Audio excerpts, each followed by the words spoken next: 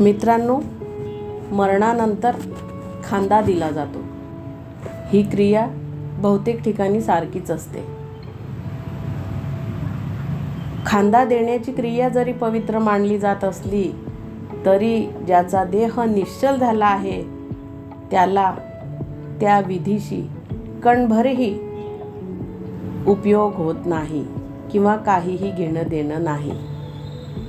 माणुसकीची खरी कसोटी ही आपण किती प्रेतांच्या मागे चाललो यावर नसून किती जिवंत आत्म्यांच्या दुःखात आपण खंबीरपणे उभे राहिलो यावर ठरते.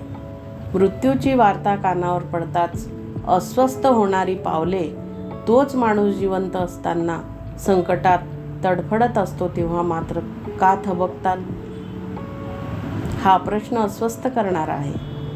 खरं तर देह शांत झाल्यानंतर धावून जाण्याची घाई ही केवळ औपचारिकता असते. ती सगळे करतात कारण अग्निडाग अट्टळच असतो. तुम्ही असलात किंवा नसलात तरी. पण तरीही आजच्या दिखाव्याच्या बाजारात हीच धावपळ प्रतिष्ठेचं लेबल बनली आहे. क्षणभंगूर वैभवाच्या मिरवणुकीत मी मोठा की तू मोठा या स्पर्धेत माणूस माणसाला विसरतोय. नात्यांची ऊब गारठते आहे. म्हणूनच सांगावंसं वाटतं इथं की मरणोत्तर सन्मानापेक्षा जिवंतपणीची साथ श्रेष्ठ आहे. आयुष्यात किमान एका तरी अडचणीत सापडलेल्या जिवंत माणसासाठी निस्वार्थ प्रामाणिक हात पुढे करा आणि त्या गोष्टींचं गणित मांडू नका, हिशोब धरू नका. तुझं माझं जुगारून द्या आणि केवळ माणूस बना.